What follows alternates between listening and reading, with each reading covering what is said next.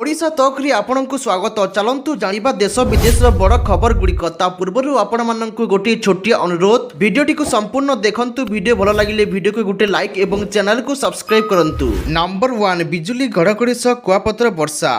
3 दिन पर यह सब जिला को ऑरेंज अलर्ट। आज राज्य में कालबैशाखी वर्षा।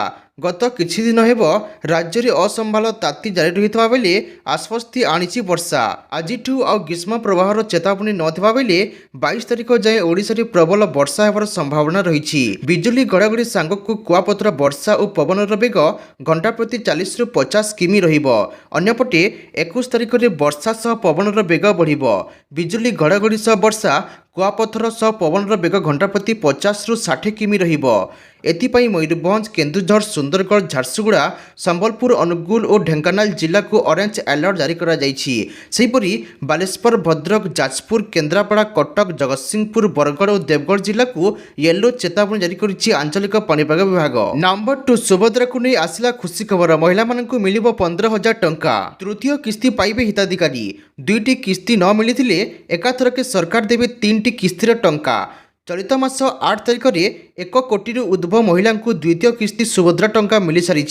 जो मैंने पूर्व प्रथम किस्ती टंका पाई नथिले सेमानंकु एकाथरके 2टी किस्तीर टंका 10,000 देछंती राज्य सरकार। आउ सेहिपरि आगकु जो योग्य हिताधिकारी माने सुभद्रा योजनारू वंचित अछंती सेमाने एकाथरे 3टी जाक किस्ती पाइबे बोली पूर्वरु कहि सारिचंती राज्य सरकार। आगकु राखी पूर्णिमा आसुथिबारु ब्रह्मपुर रे सुभद्रा द्वितीय किस्ती टंका बंटन करा जायछि।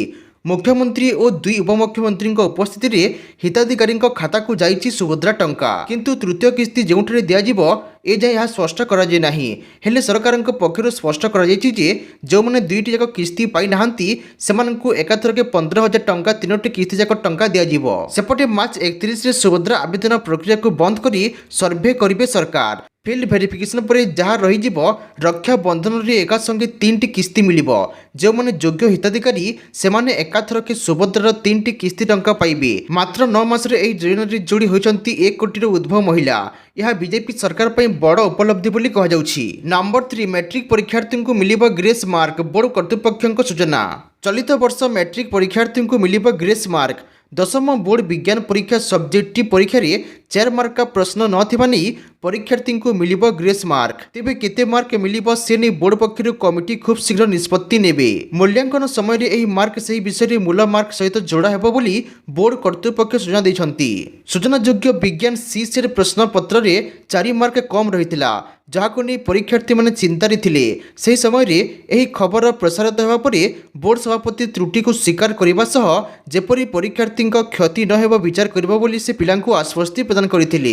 नंबर 4, ओबीसी वर्गों पई तेलंगाना सरकार बड़ घोषणा। तेलंगाना सरकार ओबीसी वर्गों पई एक बड़ घोषणा करिसंती।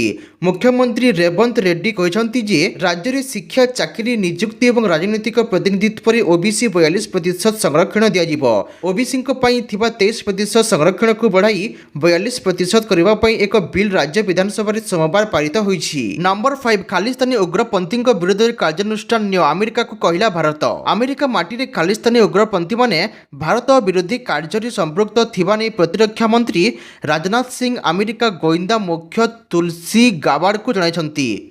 गाबार्डଙ୍କ सह बैठक में राजनाथ कहते खालिस्तानी संगठन सिख फॉर जस्टिस भारत विरोधी कार्य लिप्त रही। जातीय सुरक्षा विरोध में कार्य करुवा संगठन को भारत में बेआईन घोषणा कर बेआईन संगठन विरोध में अमेरिका प्रशासन कठोर कार्यानुष्ठान ग्रहण करू बोली नवा दिल्ली रे कहिछि। अमेरिका जातीय गोइंदा निर्देशक तुलसी गाबार्ड और प्रतिरक्षा मंत्री राजनाथ सिंह मध्य अनुष्ठित द्विपाक्षिक आलोचना रे प्रतिरक्षा और सुरक्षा संपर्क बढ़ाइबा उपर गुरुत्व दिया जाइछि। नंबर 6, चंद्रयान 5 मिशन को मिलिला कैबिनेट मंजूरी। केंद्र सरकार चंद्रयान 5 मिशन को अनुमोदन दैछंती। एही मिशन अधीन रे चंद्र पृष्ठरु अध्ययन पई 250 किलोग्राम रो एक रोभर पठाजिबो। इसरो अध्यक्ष बी नारायण एही खबर को निश्चित करछंती एवं कहिसंती जे एही मिशन जापान सहयोग रे परिचालित हेबो। रविवार एक संवर्धना उत्सव रे भाषण दे इसरो मुख्य कहिसंती चंद्रयान 5 को नै निकट रे सबुज संकेत दिया जाइछि। निकट रे बेंगलुरु स्थित इसरो मुख्यालय रे इसरो नूतन अध्यक्ष भाव दायित्व ग्रहण करिथिबा अवसर बी नारायण सम्मुख रे समूहर आयोजित करा जायतिला। नंबर 7, पिलांको मेधा को नै चिंतारे सरकार। मध्याह्न भोजन रे मिलिबो तेल लुण। केंद्र शिक्षा मंत्रालय निष्पत्ति चिंतारे सरकार। ଦେଶର ପିଲାଙ୍କ ଠାରୁ ମୋଟାପଣ ଦେଖିବାକୁ ମିଳିଛି। ଛୋଟ ଛୁଆ ଅଧିକ ମୋଟା ହୋଇଥିବା ବେଳେ ଏନେଇ ନିଷ୍ପତ୍ତି ନେଇଛନ୍ତି କେନ୍ଦ୍ର ଶିକ୍ଷା ମନ୍ତ୍ରଣାଳୟ। ବିଶେଷ କରି 5ରୁ 19 ବର୍ଷ ମଧ୍ୟରେ ପିଲାଙ୍କ ଓଜନ ବୃଦ୍ଧି ପାଉଥିବା ବେଳେ ମଧ୍ୟାହ୍ନ ଭୋଜନକୁ ସୁଷମ କରିବା ପାଇଁ ପଦକ୍ଷେପ ନିଆଯାଉଛି।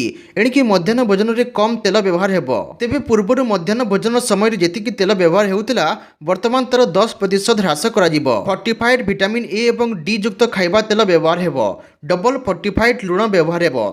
କେବଳ ଏତିକି ନୁହେଁ ବରଂ ନ୍ୟୁଟ୍ରିସିଆନ୍ ପରାମର୍ଶ ଦିଆଯିବ। ନମ୍ବର 8 2028 ସୁଦ୍ଧା ଭାରତ ପାଲଟିବ ତୃତୀୟ ବୃହତ ଅର୍ଥନୀତି 2026ରୁ ବଢ଼ିବ ଆକାର। 2028 ସୁଦ୍ଧା ଭାରତ ପାଲଟିବ ବିଶ୍ୱର ତୃତୀୟ ବୃହତ ଅର୍ଥବ୍ୟବସ୍ଥା।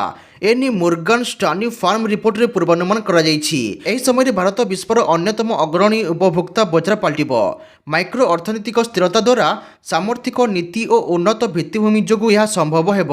ମୋର୍ଗାନ୍ ଷ୍ଟାନ୍ଲି ରିପୋର୍ଟରେ ପ୍ରକାଶ ପାଇଛି 2023ରେ ଭାରତୀୟ ଅର୍ଥବ୍ୟବସ୍ଥାର ଆକାର $3.5 ଟ୍ରିଲିୟନ୍ ରହିଛି। ଏହା ସହିତ ଏହା ବର୍ତ୍ତମାନ ବିଶ୍ୱର ପଞ୍ଚମ ବୃହତ ଅର୍ଥବ୍ୟବସ୍ଥା। ତେବେ 2026 ସୁଦ୍ଧା ଭାରତୀୟ ଅର୍ଥନୀତିର ଆକାର $4.7 ଟ୍ରିଲିୟନ୍ କୁ ବୃଦ୍ଧି ପାଇବ। ଆମେରିକା, ଚୀନ ଓ ଜର୍ମାନୀ ପରେ ବିଶ୍ୱର ଚତୁର୍ଥ ବୃହତ ଅର୍ଥବ୍ୟବସ୍ଥା ବିଶିଷ୍ଟ ରାଷ୍ଟ୍ର ହେବ ଭାରତ। 2028ରେ ଏହା $5.7 ଟ୍ରିଲିୟନ୍ ଆକାର ସହ ଜର୍ମାନୀକୁ ପଛରେ ପକାଇ ବିଶ୍ୱର ତୃତୀୟ ବୃହତ ଅର୍ଥନୀତି ପାଲଟିବ ଭାରତ। ନମ୍ବର 9 2024 ଓଡ଼ିଶା ନିର୍ବାଚନ ସରକାର ଖର୍ଚ୍ଚ କରିଥିଲେ $115 କୋଟି। 2024ରେ ଓଡ଼ିଶାରେ ଏକକାଳୀନ ଲୋକସଭା ଏବଂ ବିଧାନସଭା ନିର୍ବାଚନ ସମୟରେ ରାଜ୍ୟ ସରକାର ଗାଡ଼ି ଏବଂ ସାଉଣ୍ଡ ସିଷ୍ଟମ ଭଡ଼ା ଏବଂ ତମ୍ବୁ ଏବଂ ବ୍ୟାରିକେଡ୍ ଲଗାଇବା ପାଇଁ $115 କୋଟି ଟଙ୍କାରୁ ଅଧିକ ଖର୍ଚ୍ଚ କରିଥିଲେ।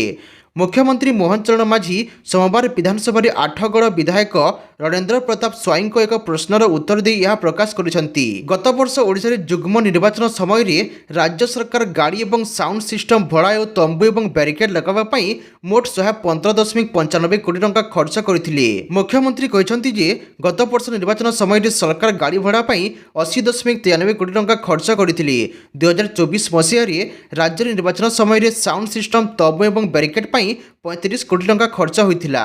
ନମ୍ବର 10 ପ୍ରଥମ ଶ୍ରେଣୀ ନାମଲେଖା ବୟସ ଦ୍ୱନ୍ଦ୍ୱ ଦୂର କଲା ଗଣଶିକ୍ଷା ବିଭାଗ। ପ୍ରଥମ ଶ୍ରେଣୀ ନାମଲେଖା ନେଇ ବୟସ ଦ୍ୱନ୍ଦ୍ୱ ଦୂର କଲା ଗଣଶିକ୍ଷା ବିଭାଗ। ପ୍ରଥମ ଶ୍ରେଣୀ ନାମଲେଖା ପାଇଁ ପିଲାର ବୟସ 6 କିମ୍ବା ତଦୁର୍ଦ୍ଧ୍ୱ ଜରୁରୀ।